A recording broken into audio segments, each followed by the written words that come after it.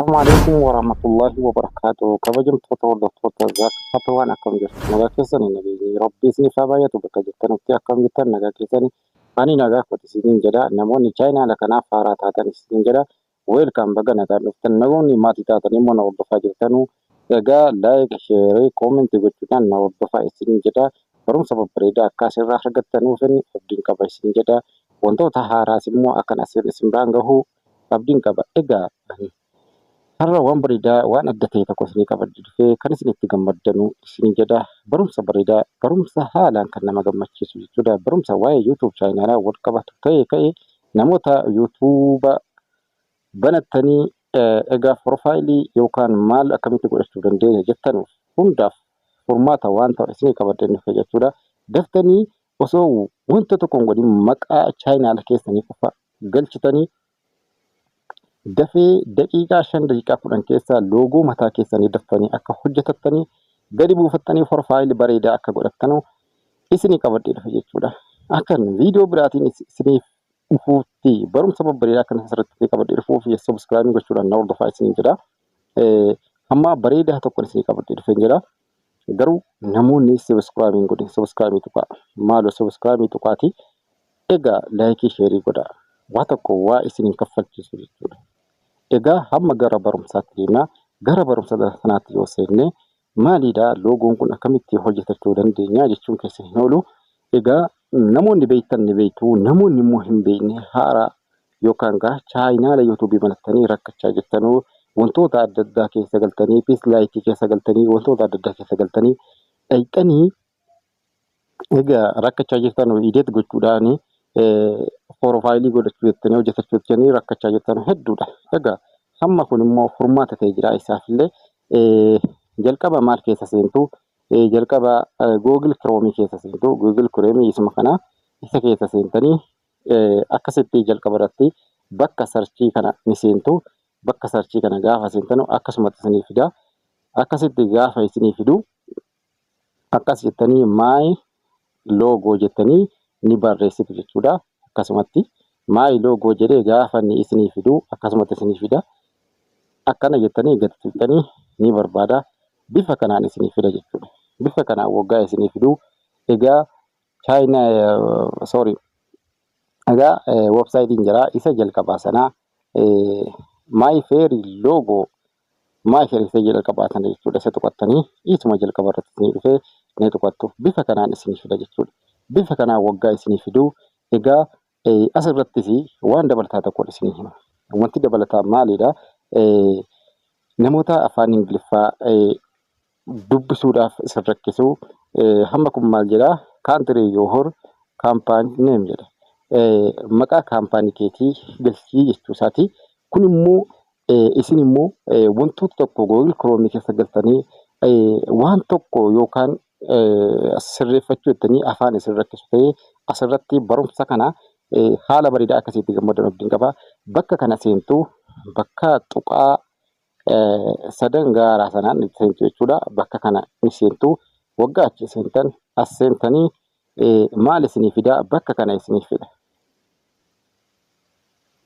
Bakka kana gaafa isinii fidu tiraansiitii kana gaafa isinii fide maal itti isinii jijjiira? Gara afaan Oromootti isinii jijjiira jechuudha. Namoonni immoo gara afaan Oromootti isinii jijjiiruu didee isas immoo viidiyoo biraatiin isinii dhufa jechuudha. Hamma maal jedha? Maqaa dhaabbata keessanii galchaa jedha. Hamma afaan Oromootti isinii jijjiiree jira jechuudha. Kanaafuu hamma jalqabi jedha. Jalqabi jedha ni tuqxu jechuudha. Gaafa qaxxanuu hammallee maaliin isinii fidee hammallee afaan Ingiliffaatiin gaffidee jechuudha. Bammas bakka sana dhaqxanii bakkuma kana tuqxu. Gaafa tuqxanu maal jedha ammas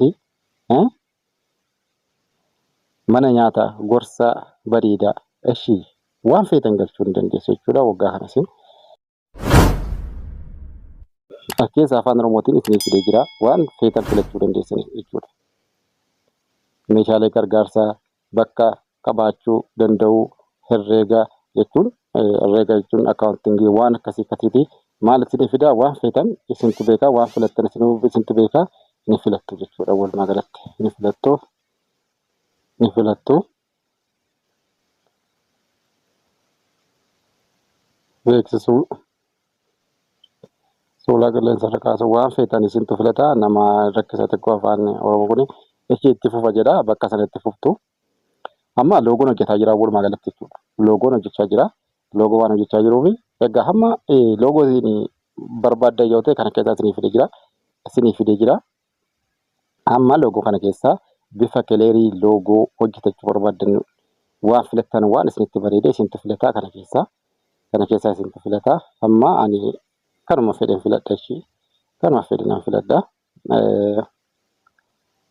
Amma ani kanan filadha jechuudha walumaa galatti itti fufaa jedha. Ishee keleerii illee ni filattu asirratti keleerii kana sitti tolu isintu beekaa ani filattu hamma ani illee diimaadhuma kanan filadha jechuudha. Ishee ammas illee maqaa dhaabbataa jedhaara. Ishee hamma maalan galchaa zaakiraap ishee zaakiraap waan jedhee galcheen jira jechuudha. Okay asirratti maal dabalataan maal filachuu barbaaddan? Dhaadannoo jechuun dhaadannoo dabalataa jechuun welcome zaakiraap waan welcome jechuun waan feetan egaa itti dabalata jechuudha. Ishee amma baga nagaan dhuftan jechuun nan danda'a yookaan baga nagaan dhuftan yookaan welcome. Okay amma kana galcheen jira jechuudha. Gaafa kana galchuu egaa hammasii filannoo keessan kana keessaa waan feetan waan irratti hojjechaa jirtan YouTube keessan irratti viidiyoo irratti gadhiisaa jirtan kana maal irratti hojjetaa jirtu fakkeenyaaf viidiyoo jechuun ogummaa maalii qabdu ogummaa YouTube kanarra fiddee gadhiisaattu jechuudha. Asirraa sitti filataa suuraa bifa kaameeraa ogeessa suuraa jechuun hedduudha. Kanaafuu waan filattan yaada qofaan amma sagalee qofaan waan dubbachaa jiruufanii yaada qofaan hin jedha. Okay itti fufa. Okay kana keessaa asxaa dhuunfachiisuu filadhuudha. Asxaa dhuunfachiisuu jechuun maalidha wantichi sila hojjetame kun diizaayinii kamiin akkasii ba'u akka asirraa gadi tuqxanii ammas itti dabaluu dandeessu jechuudha. Yoo barbaaddan keleerii yoo barbaaddan diimaan sila filadhees marra jira. Yoo dabalata barbaadan waan tokko akka barreeffamni isiniif bareedee ba'uudhaaf itti dabalachuu ni dandeessu jechuudha. Kanaafuu ammas ittuma jalqabdu ittuma fufa jechuudha. Okay naaf galeera jedheera amma isin eeyyamee jira. Walumaa galatti hamma hojjetannee baafannee jirra jechuudha. Walumaa galatti hojjetannee baafannee jirra. Inshallah waliin ilaallaa akkamitti akka gadi bu'u loogoon kuni loogoon amma hojjetee jiru kuni walumaan ilaallaa jechuudha. Mee waliin obsaan waliin ilaallaa gadi bu'a jechuudha. Xiqqoo konnekshinii keessanii wajjin dafee akka inni gadi bu'u kan godhu konnekshinii keessanii wajjin jechuudha. Walumaan ilaalla. Okay amma naa hojjetee baasee jira jechuudha. Naa hojjetee loogoo bareedaa kana naa hojjetee baasee jira. Kan filattanii yoo feetan iskiriinshotii gootanii yookaan immoo gadi buusuu dandeessan. Kana keessaa amma filannoon kiyya kan nama rare kanan gadi buufadhu jechuudha. Kan natti tolee kan na gammachiisee bifa natti tolee jedhe kan gadi buufadhu kanaafuu anaa jechuudha. Akkasii jechuudha. Kanaafuu kana keessaa amma ani kananii filadhee jira jechuudha. Kana gaafa filadhu gannaa buusaa kunootisa kana jechuudha. Kanaafuu asirratti wanti isinii galuu qabu maallaqa ni kaffaltaa jira. Maallaqa kana kaffaltee gadi buufachuudhaaf isa kana hin dhiiftanii. Kanaafuu isa garasii kana waad feerii kana gadi qottanii jennaa jettanii gadi isinii buusaa gaalaarii keessatti gaafa gadi bu'u dhaqxanii waan kana profaayilii keessan haala bareedaan haala kanaan hojjennee baafnee jirra jechuudha. Amma gadi nuuf jira. Oppeen goonee ilaallaa asirra. Okay amma faayila keenya keessa gadi bu'ee jira. Egaa ishee gadi walumaan ilaallaa. Inshallah egaa asirratti ilaallame hojjetamee naafee jira walumaa galatti kunoo. Okay, haala kanaan akkasitti gammaddanuu abdiin qabaan jedha. Inshallah. Egaa YouTube kana immoo chaanaala kana akkasiin guddiftanuu abdiin qaba.